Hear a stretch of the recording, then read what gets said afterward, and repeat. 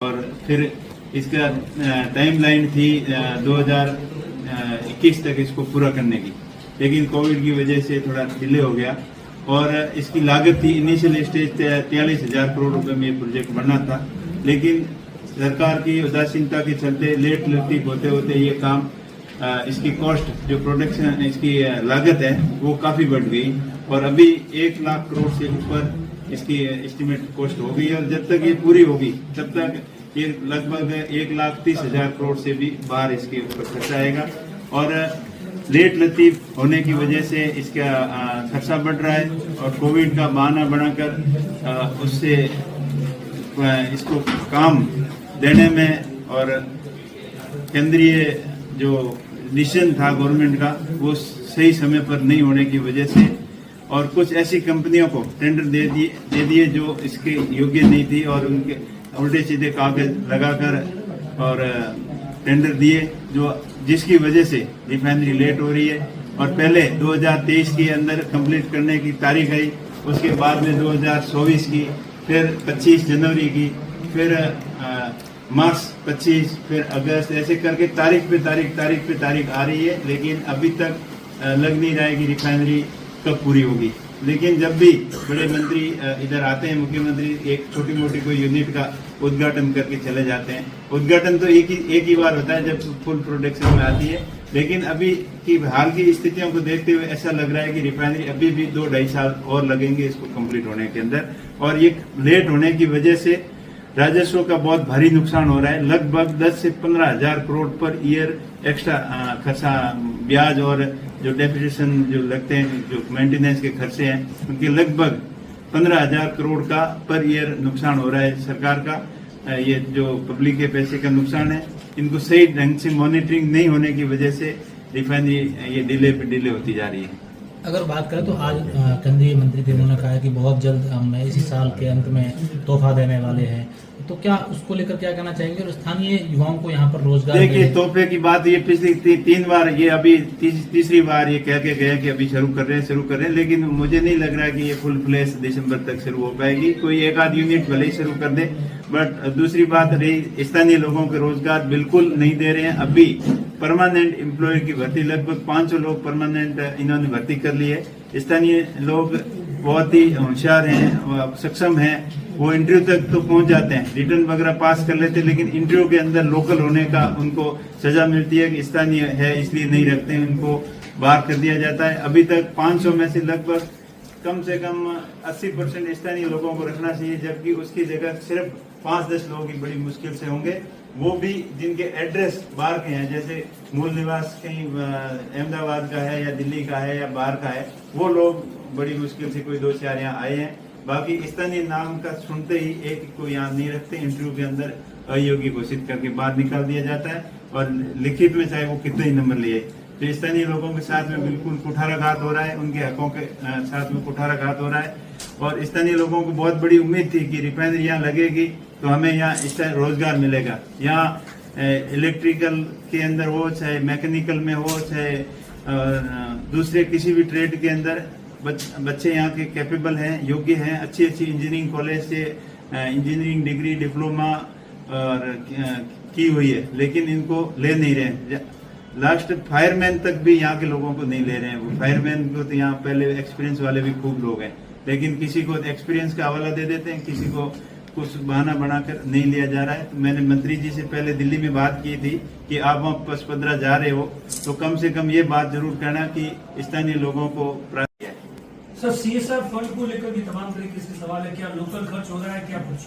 बिल्कुल, CSR fund और ESR fund जो भी इनके इन्वायरमेंट क्लियरेंस के लिए स्थानीय जो पर्यावरण को नुकसान होता है उनकी भरपाई के लिए सीएसआर और ईएसआर फंड इनको 2.5% खर्च करना होता है एज पर नाम, लेकिन अभी सुनने में ऐसा आ रहा है कि उनको 2.5% से घटाकर 0.25 कर दिया, जो भी ये भी स्थानीय लोगों के साथ में बड़ा कुठाराघात हुआ है, क्योंकि ये स्थानीय लोगों का हक है और पर्यावरण को जो क्षति पहुंची है उसको पुनर्भरण के लिए इस फंड के द्वारा स्थानीय लोगों के जो मूलभूत सुविधाएं हैं वो, चाहे पर्यावरण के लिए पेड़ पौधे लगाने हो, उन सभी फैसिलिटीज के लिए ये सीएसआर फंड होता है। लेकिन कंपनी ने अभी सीएसआर फंड पूरा यहाँ खर्च किया नहीं और थोड़ा बहुत जो भी किया है वो इनिशियल कॉस्ट जो पहले 40,000 करोड़ ये इनकी एस्टिमेट वैल्यू थी उसका कुछ परसेंटेज वो पहले एक बार खर्च कर दिया, लेकिन अभी जैसे 1 लाख करोड़ से ऊपर फंड इनके कॉस्ट आ रही है तो उसका जो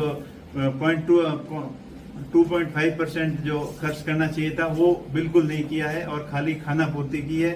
और स्थानीय लोगों के कई रास्ते अवरुद्ध हो गए थे, थोड़े बहुत कहीं बने हैं लेकिन जितने बढ़ने थे उतना काम नहीं हुआ। आसपास की स्कूलों की हालत बहुत खराब है और सड़कों की हालत खराब है, पीने के पानी की सप्लाई बिल्कुल नहीं है, ना ही लाइट की व्यवस्था ठीक है। ये सारे काम इस CSR फंड से होने थे और ये इतना पूरा जो एज पर नॉर्म्स पूरा पैसा खर्च करती है कंपनी तो सब सारे काम इसमें संभव हो सकते हैं।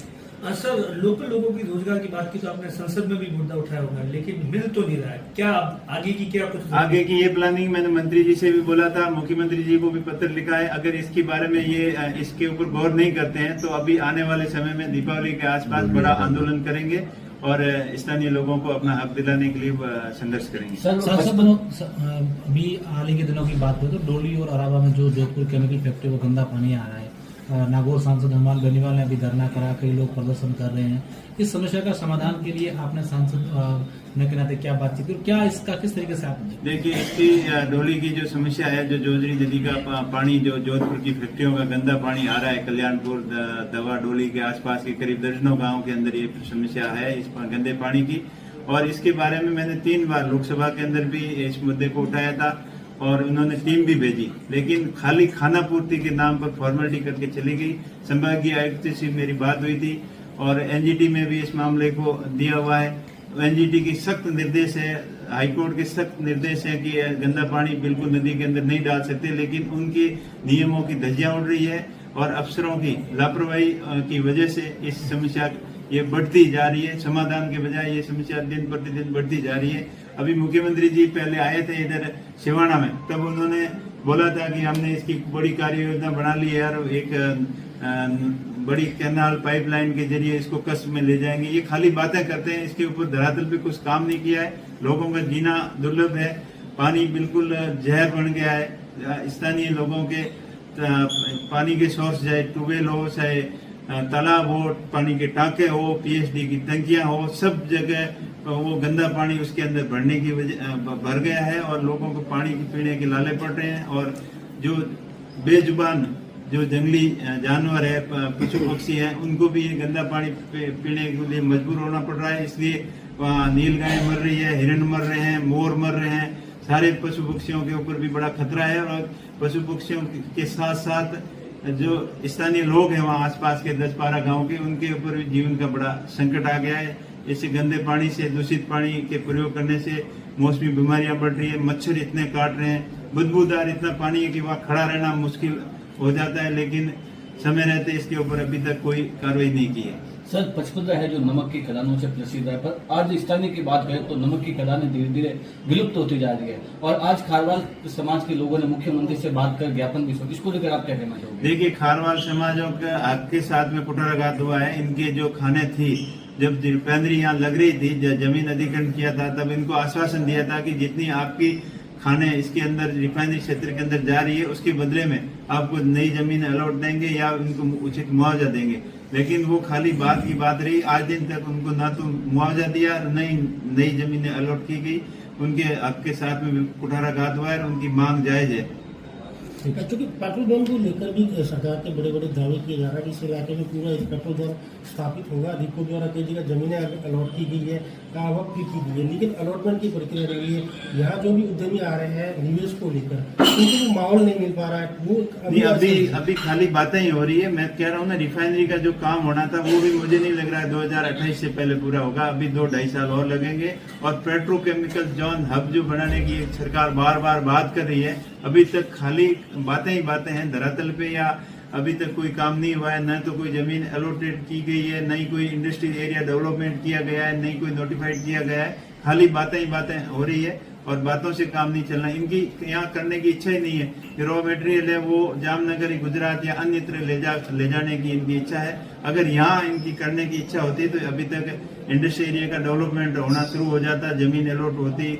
और दूसरी बात की इस रिफाइनरी से निकलने वाला कच्चा जो रॉ मटेरियल है उनके व्यापारियों के अंदर भी एक शंका है कि हमें किस रेट पे मिलेगा। हो सकता है कोई बड़ा व्यापारी आके थोक में पूरा माल खरीद लेगा, इनको रॉ मटेरियल नहीं मिलेगा तो या फैक्ट्री लगा के क्या करेंगे। तो ये भी इनके अंदर संशय है। तो सरकार की स्पष्ट नीति होनी चाहिए और व्यापारियों को पूरा भरोसा दिलाए कि आप इन्वेस्ट करें, फैक्ट्री लगाएं, आपको 10-15% कम दर पे मार्केट वैल्यू से जो इंटरनेशनल मार्केट वैल्यू है उनसे कुछ रियायत दर पर आपको मटेरियल दिया जाएगा। या इंडस्ट्रीज आप लगा रहे हो तो उसमें जीएसटी में हो या और किसी भी प्रकार की प्रोटेक्शन पे हो, सेल पे हो, कुछ अलग से विशेष छूट दे ताकि यहाँ नया इंडस्ट्री एरिया डेवलपमेंट हो सके। धन्यवाद सर।